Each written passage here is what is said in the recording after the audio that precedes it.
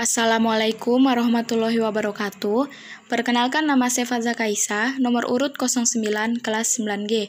Saya dari SMP Negeri 34 Makassar. Nah, sejak beberapa bulan terakhir, bahkan memasuki tahun ajaran baru sekalipun, rutinitas mengajar konvensional belum bisa kembali. Pasalnya, pandemi belum menunjukkan tanda mereda yang membuat sistem belajar harus berubah. Pemerintah mengubah sistem mengajar konvensional diganti dengan belajar dari rumah secara daring. Hal ini diambil untuk memutus mata rantai penyebaran virus corona. Kegiatan belajar yang baru ini memiliki banyak dampak. Satu diantaranya berpotensi membuat para siswa mudah bosan dan kehilangan fokus maupun konsentrasi. Namun, selalu ada bermacam cara untuk meningkatkan motivasi belajar para siswa. Untuk membantu menjaga agar tetap dengan penuh semangat, membaca kata-kata motivasi bisa menjadi jalan keluar. Dengan adanya motivasi bisa membuat para siswa lebih percaya diri dan yakin dengan apa yang dilakukan.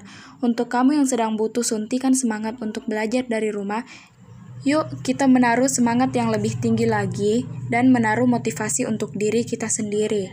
Saya memiliki kata-kata motivasi sebagai berikut. Insya Allah akan memberikan semangat bagi kalian. Nah, yang pertama adalah pendidikan adalah senjata paling mematikan di dunia karena dengan pendidikan Anda dapat mengubah dunia. Nah, yang kedua, jika seseorang bepergian dengan tujuan mencari ilmu, maka Allah akan menjadikan perjalanannya seperti perjalanan menuju surga.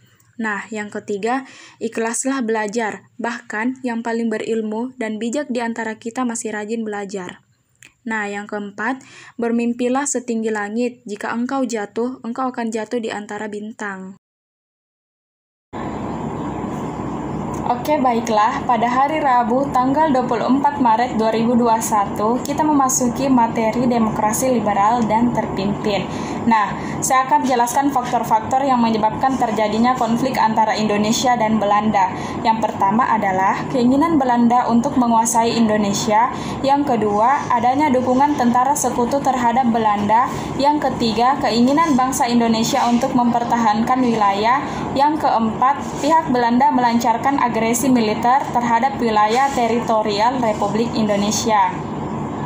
Soal yang kedua pada materi ini adalah saya akan menjelaskan perjuangan rakyat dan pemerintah Indonesia di berbagai daerah dalam usaha mempertahankan kemerdekaan Indonesia, yaitu pada pertempuran Surabaya pada tanggal 25 Oktober 1945 dan pertempuran Medan Area dan sekitarnya pada tanggal 27 Agustus 1945. Nah, saya juga akan jelaskan latar belakang terjadinya konflik antara Belanda dan Indonesia terjadi di berbagai daerah, yaitu adanya perselisihan antara Belanda dan Indonesia yang disebabkan oleh perebutan Pulau Irian dan Belanda masih tidak mau mengakui kemerdekaan Indonesia dan Belanda juga masih berniat untuk menjajah Indonesia lagi.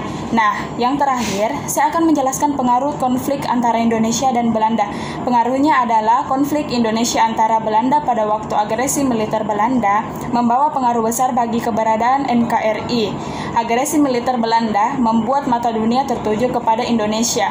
Banyak negara yang berempati dan kemudian mengakui kedaulatan Indonesia sebagai negara baru. Oke, sekian dari saya. Wassalamualaikum warahmatullahi wabarakatuh.